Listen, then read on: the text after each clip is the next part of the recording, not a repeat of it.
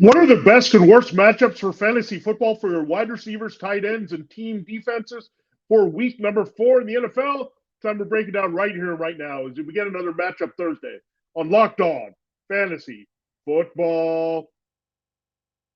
Are Locked On Fantasy, your daily NFL fantasy podcast. Part of the Locked On Podcast Network. Your team every day.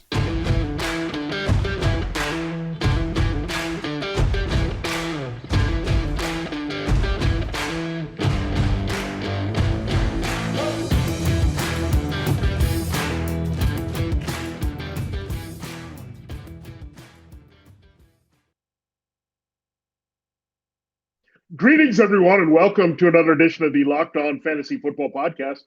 As usual, I'm your host, Vinnie Iyer. When I'm not doing this, I'm writing about NFL and fantasy football for sportingnews.com. We're in our double dose of matchups. We broke down the quarterback and running back rankings and the players that I really like at those positions and the ones that you may want to avoid if you got better alternatives here for your lineup, just to be aware of the matchups that you might be running into this week. And that's how we've been doing it here of late. We switched it up. We did it by game, but now we're doing it by position. So we'll get through the wide receivers, tight ends, and defenses today. If you missed the quarterback and running back breakdown for week 4, that's up there as we put it up on Matchup Wednesday. So we'll dive right into the wide receivers in a moment. First, I have to tell you, this episode of Locked On Fantasy Football is brought to you by PrizePicks, and it's a crossover Thursday on the network. Crossover Thursday is presented by our friends at PrizePicks. PrizePicks is so much fun and it's easy to play. No competing with other players, just you versus the projections available. Pick 2 to 5 players, and if they play to score more or less than their PrizePicks projection, you can win up to 10 times your money on your entry. It can literally take less than 60 seconds to enter. It's that easy. We love PrizePicks, and we know you will too.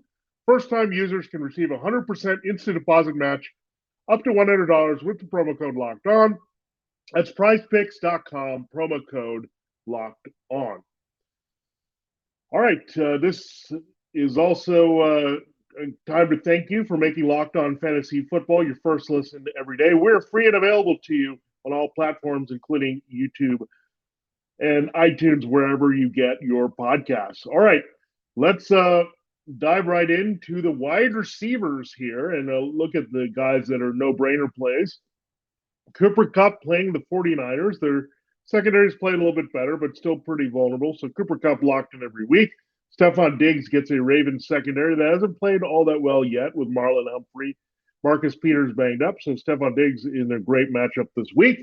Jamar Chase on tonight's game gets Xavier Howard, but he's still elite here. Justin Jefferson will get Marshawn Lattimore and the Saints, but still like that matchup for him to get going here after the big week 1 fights week 2 and 3. Amon-Ra St. Brown, we're going to watch him. He has an ankle issue here that he missed practice with ahead of the Seahawks game, but that Seahawks matchup is fantastic. So if St. Brown's in there, I think he can smash it. I also like A.J. Brown against the Jaguars. The Jaguars have been pretty good defensively, but they can be weak at corner. So do like that matchup here for A.J. Brown. Tyreek Hill's locked into your lineup, as well as Jalen Waddle here against the Bengals. They're the 2 guys that are eating up the most targets there for Tua Tagovailoa. Deebo Samuel hasn't had the big Deebo Samuel game yet. He had a nice first half against the Broncos, but kind of faded there in the second half. This Rams secondary, they'll scheme him open there. Jalen Ramsey has been given a cushion, but they've really struggled away from Jalen Ramsey. So we'll see what they do with Ramsey. If they just put him on Brandon Ayuk and try to double-team Deebo Samuel. So we'll watch that one. CeeDee Lamb steps in a great matchup against the Commanders, who cannot cover the slot or outside here. Devontae Adams, tougher matchup against Patrick Surtain and the Broncos, but they're still there in my top 12. Courtland Sutton can eat up that Raiders secondary, which could be without Nate Hobbs and Raka Sin here. So good opportunity for Sutton to keep going. Good numbers so far with Russell Wilson. Christian Kirk locked in your lineup every week. They can move into the slot. Darius Slay a little bit banged up for the Eagles. Michael Pittman will eat that Tennessee secondary alive. T. Higgins against the Dolphins away from Howard. Working on Nick Needham, like him a lot this week. You look at Mike Evans, he missed last week of the suspension. He'll make up for the lost time against the Chiefs using his size there. Mike Williams and Keenan Allen should be back together here. Allen with the hamstring injury, but They should have no problems with that Texans secondary with Derek Stingley Jr.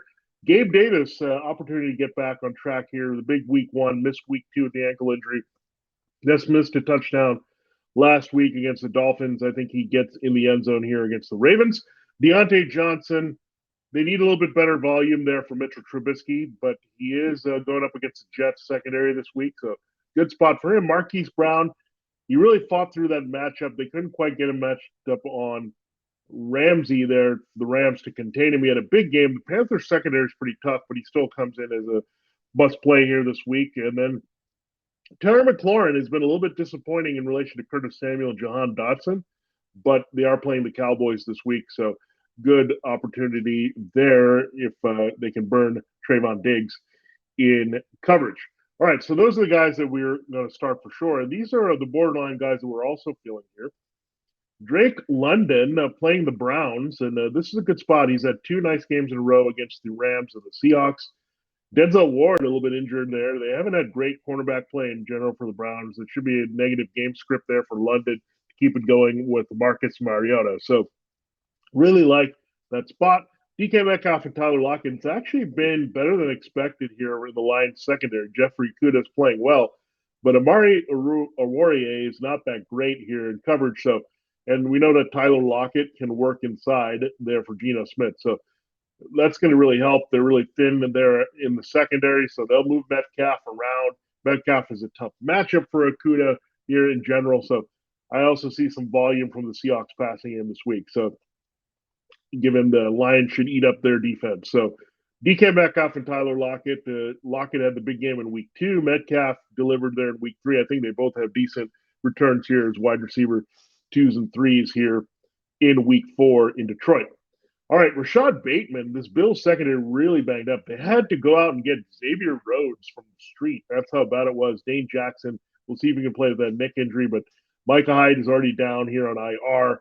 Jordan Poyer is hurting at safety here. So really thin secondary without Tre'Davious White. Even Christian Benford, a talented rookie, he has a hand injury. So really thin secondary. I like Rashad Bateman quite a bit here against the Bills and one of the highest scoring totals of the week.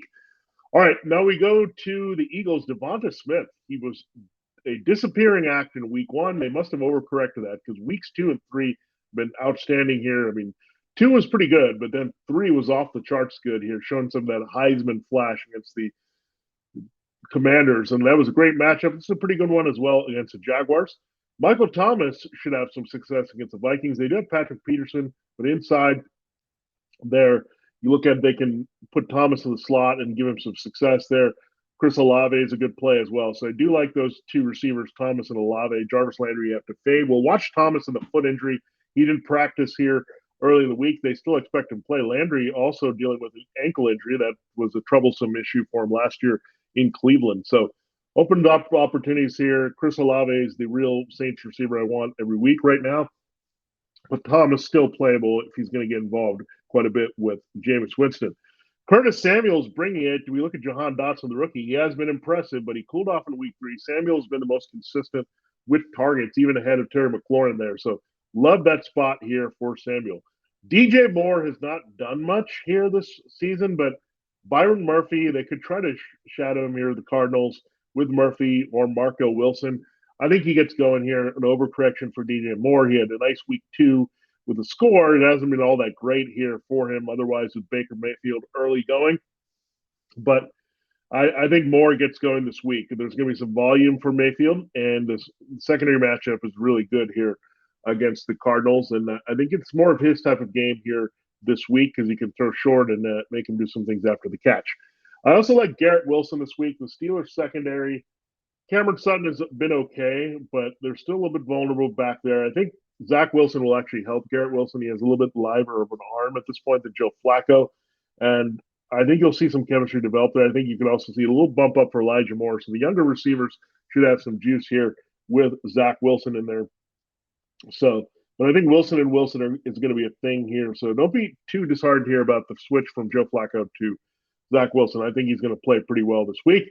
Jerry Jeudy, this is a great situation. He works the slot quite a bit. Nate Hobbs, concussion. It'd be shocking to me if he gets cleared to play. He's their best corner there So I think things are going to open up for Jeudy here in this game. So I do actually like the Broncos passing game quite a bit there in Las Vegas. Al Lazard and Romeo Doubs, they're the leading receivers now for the Packers. Christian Watson could return. Randall Cobb is still a factor here, but Sammy Watkins is the IR. These are the two guys Aaron Rodgers clearly trusted most all over the field into the red zone. So like those guys, and Russell Gage, I think he's useful for another season. Chris Godwin could return from the hamstring injury. So could Julio Jones from his knee, but Gage is kind of locked in after a nice game there against the Packers as being a key target for Tom Brady. So those are some of the players I really like there that you're going to look at. If you're going to throw a little bit, I talked about the Cardinals secondary, Robbie Anderson. That's more of a DFS play to go deep here, but we're not going to stretch to different guys we don't trust right now in different situations. So, and those are the guys that I would recommend with stronger matchup here in fantasy football for week number 4 at wide receiver. We'll get to the wide receivers with tougher matchups in the next segment. Then we'll close looking at the tight ends and defenses, the plays and avoids there at that position in our final segment. Before we do that, it's an exciting time of year here as we're getting in on the action on a lot of sports. NFL is crossing over to the MLB. We'll soon have the NBA as well. So good action there. And BetOnline.net is your number one source for football betting information of the season. Find all the latest player developments, team matchups, news, podcasts, and in-depth articles, analysis on every game you can find. As always, BetOnline remains your continued source for all your sport wagering information with live betting and up-to-the-minute scores for every sport out there. The fastest and easiest way to check in on all your favorite games and events, including MLB, MMA, boxing, golf, and, of course, the NFL. Head to betonline.net or use the mobile device to learn more. BetOnline, where the game starts. All right, it is time to continue the show here on Locked On Fantasy Football, and we will continue to break down our wide receiver matchups. This is the negative side of things, guys that we may want to avoid if we have better alternatives. I know some of these guys you're probably still going to be playing there this week. Brandin Cooks. This Chargers secondary has had some issues, but I think you look at the potential of J.C. Jackson returning. You have Asante Samuel Jr. there working against this Texans passing game here. Davis Mills doesn't look all that great. I think that's part of it. That's why we can't look at Brandin Cooks or Nico Collins because the quarterback situation is bad. I do not like Brandin Cooks at all against the Chargers this week. Amari Cooper, I know we haven't seen A.J. Terrell totally shut down people, and they can move Amari Cooper in the slot, but you would think Terrell has a big game. He has nice size here to handle Cooper. Cooper might check out a little bit here in this game against the Falcons. So I do like David Njoku again at tight end, but A.J. Terrell, I think they'll move him around. He's needed there a little bit more. Casey Hayward, a former Raiders teammate of Amari Cooper, something to also look at there that you look at that situation. So I think Terrell can handle Cooper. He's a little bit slower, older receiver. So not the greatest matchup. I still think Cooper could get the volume to produce, but something to keep in mind there. Now, Brandon Ayuk, I look at the matchup. The Rams are not bad here. You look at their secondary, it's a little bit beat up. A lot of guys are missing time, including Troy Hill, the guy that they signed to become their number 2 again. But Brandon Ayuk, the usage is just a little bit questionable here. I think this is a big Debo game here, and maybe a little bit more George Kittle this week. So I'm just going to cool off on Ayuk again. The volume with Jimmy Garoppolo not as good as we would like there right now. Elijah Moore here, he just can't go there yet. I think maybe Zach Wilson returning will help Elijah Moore there get production, but Garrett Wilson has taken over as the number 1. Adam Thielen, he can't go there. He had a big game last week. We didn't like him, touchdown dependent. He had a little bit more usage of that. I think it's Justin Jefferson correction game. Allen Robinson, I don't know what you do here. The connection seems a little bit off. I don't know if the 49ers secondary is going to get that going here with Emmanuel Mosley and others that they have on the outside. So I'm going to park Robinson if I can. Greg Dortch steps into a really tough matchup against the Panthers secondary with J.C. Horn. Dante Jackson. It's a really tough spot there for Greg Dortch. Treylon Burks, I mean, you have Stephon Gilmore a little bit banged up. You have Kenny Moore, but we're not sure what he's going to get here after Robert Woods was the leading Titans receiver last week. Johann Dotson, he can't go there. The Cowboys are going to protect against the big play and be effective against him this season. So, again, I just don't want to trust in too much in deep situations here in week 3 when there's a lot of good stuff on the front lines that you can look at here for fantasy football exploit at wide receiver. So there's a breakdown of the wide receivers that I'm not as thrilled on this week. Let's get into some tight ends and the rankings that we have there. Travis Kelce, he's the man. The Buccaneers are a tough matchup with their linebackers, but he'll get a little bit of work there that's tough to throw on them outside as well. So Travis Kelce is going to be fine, but I would temper my expectations.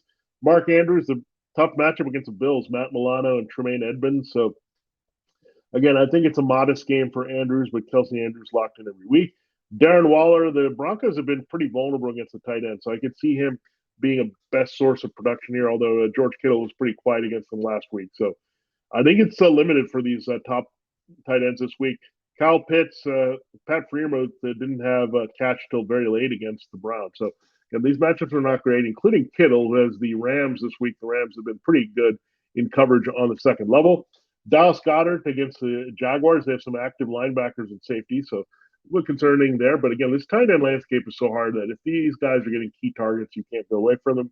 TJ Hawkinson in a really good spot if he can play through the foot injury this week. He had a hip that he worked through last week and played. He did score a touchdown, so kind of got him on track after doubting him there. So the Seahawks matchup is pretty good for Hawkinson to keep it going this week, especially with Amon-Ra St. Brown having an ankle injury. DJ Chark has got an ankle injury, and as well Josh Reynolds. So that could open up some targets here for Hawkinson.